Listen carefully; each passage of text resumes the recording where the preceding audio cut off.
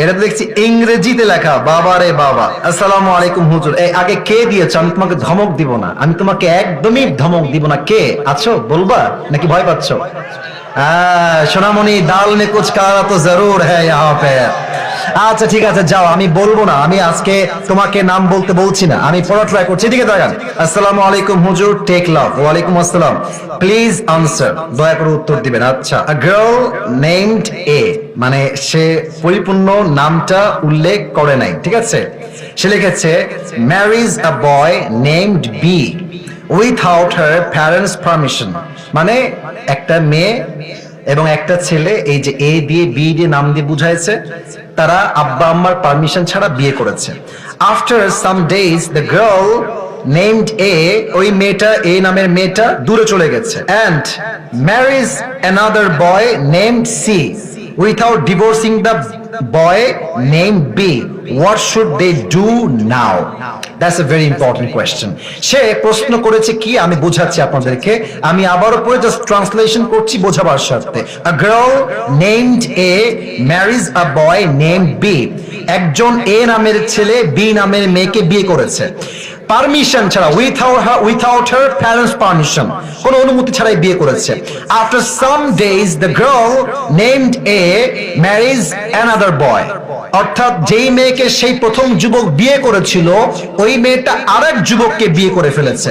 এখন সে লিখেছে, এখন সে বলতেছে without divorcing the boy name B, অর্থাৎ আগে যে যুবকের সঙ্গে বিয়ে হয়েছিল তাকে ডিভোর্স দেওয়া ছাড়াই এই মেয়েটা আরেক জায়গায় বিয়ে করেছে। হোয়াট শুড দে ডু নাও?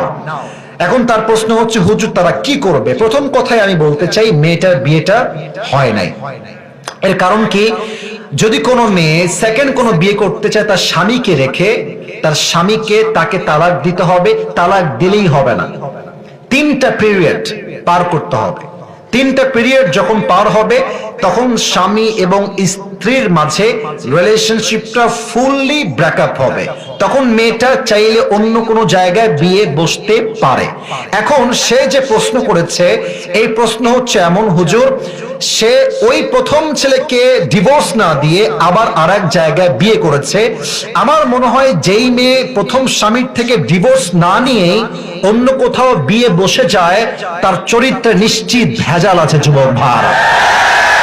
আর আমি একটা কথা মনে প্রাণে বিশ্বাস করি, বিশ্বাস বড় একটা দামি জিনিস। সস্তা মানুষ বিশ্বাসের মান ধরে রাখতে পারে না। যেই মেয়েটা তোমাকে ডিভোর্স না দিয়েই বিয়ে করেছে, মনে রাখবা ওইটা আসলে সেকেন্ড টাইম তোমার বউ হওয়ার যোগ্যতা রাখে না। ওকে ডিভোর্স দেওয়াই উত্তম হবে।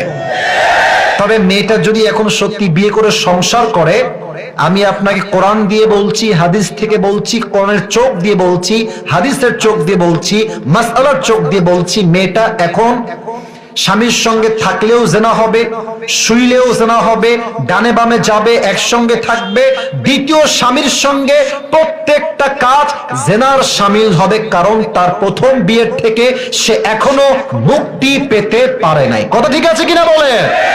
আর যে আমাকে প্রশ্ন দিয়েছো তাকে আমি এতটুকু বলতে চাই, যদি এটা তোমারই ওয়াইফ হয়, আমি জানি না কার ওয়াইফ, বাট তোমার বন্ধুরও যদি ওয়াইফ হয়, বন্ধুকে আমার এই মেসেজটা বা ভিডিও পাঠিয়ে দিও।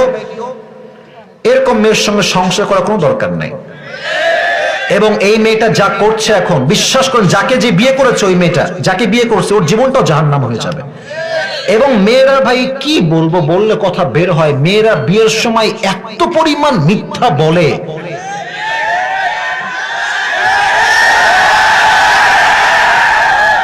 চার ঘাটে পানি খেয়ে আসছে বলে, আমি তো জীবনে কারোর দিকে চোখ তুলেও তাকাইনি, আমার কেউ দেখে। এই মিথ্যা কথা বলে যুবকটাকে বিয়ে করে, আর যুবক পরে গিয়ে জানতে পারে যে এইটা সবচেয়ে নষ্টা ক্যাটাগরির মেয়ে। যুবক ভাই, আমার প্রিয় বোনেরা, আপনার বিয়ের পূর্বে সত্য বলবেন, যা বলবেন বাস্তব বলবেন। আপনি আজকে আটা মেখে বিয়ে করবেন, আপনাকে তো বাসর করে মুখ ধোয়া লাগবে যুবক ভাইরা। কথা ঠিক আছে না? তো আমরা বলি, আগের বেজার ভালো, পরের বেজার ভালো না। যা আছে বলে দেন, বাস্তবতাকে হাইলাইট করেন। যে ভালোবাসবে সে সবকিছু মেনে আপনাকে ভালোবাসতে চাইবে, ঠিক কিনা? আল্লাহ যেই মেয়েটা এত বড় বেঈমানি বাটপারি করেছে, আল্লাহকে হেদায়েত দান করুক। পরে সবাই আমিন। আর আমার মনে হয় যে এর পেছনে বাপ মায়ের হাত আছে, মেয়ের বাপ মায়ের হাত। মেয়ের বাপ মা বলে, এই তুই চলে আয়, তোর যা লাগবে আমরা তোকে দেব। বাট মাথায় রাখবেন, মেয়ের একবার ডিভোর্স হয়ে গেলে মেয়ের গায়ে কলঙ্কের দাগ লেগে যায় যুবক ভাইরা।